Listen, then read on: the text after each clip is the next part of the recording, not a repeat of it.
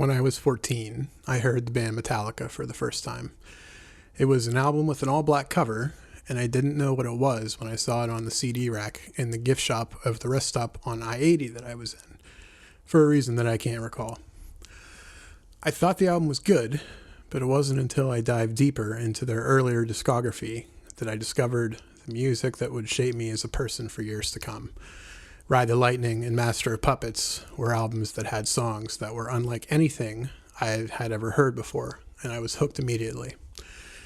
I started to learn more about the members of the band, which is when I learned about Cliff Burton, an early bass player for the band who tragically died in a bus accident in 1986 at the age of 24. Cliff was something else.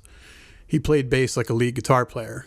His playing was wild, untamed, and raw, and it was everything I wanted to be. My uncle, who was active in the music scene as a guitar player and a hard rock and metal fan in the 80s, is a family member that I've bonded with over a shared passion for the genre.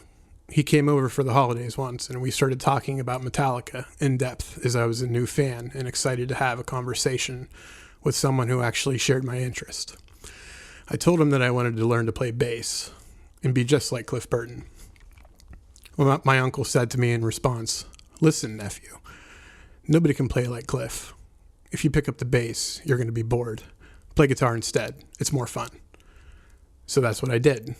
I bought a 7-string Ibanez RG guitar, which was a mistake, but that's another story.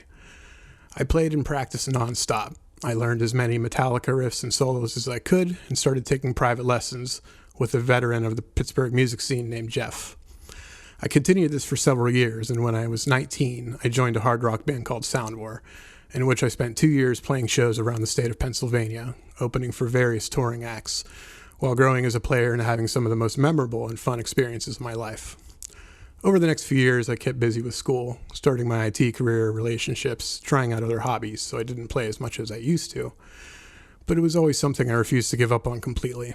Nowadays, I use the skills and experience that has been shaped by my journey playing guitar to produce, mix, and master my own music, as well as music for others. I would love to play in a band again, but it's a lot of work. Did you know that you have to sell tickets to all of your shows in order to play? Try selling tickets to see your band that no one has heard of before. It's not easy.